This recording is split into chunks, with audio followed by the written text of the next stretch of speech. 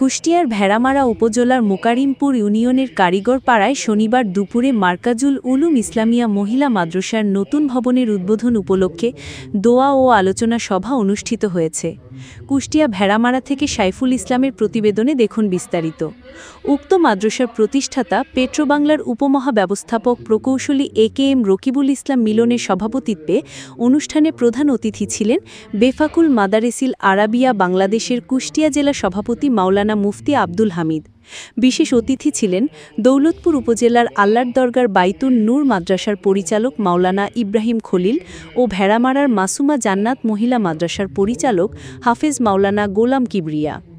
মার্কাজুল উলুম ইসলামিয়া মহিলা মাদ্রাসার পরিচালক হাফেজ মাওলানা জহিরুল ইসলামের সার্বিক তত্ত্বাবধান ও সঞ্চালনায় অনুষ্ঠানে এলাকার বিশিষ্ট শিল্পপতি একরামুল হক, আইনজীবী আব্দুল হান্নান, সাংবাদিক সাইফুল ইসলাম সহ এলাকার গণ্যমান্য ব্যক্তিবর্গ, মাদ্রাসার শিক্ষক ও শিক্ষার্থীবৃন্দ উপস্থিত ছিলেন।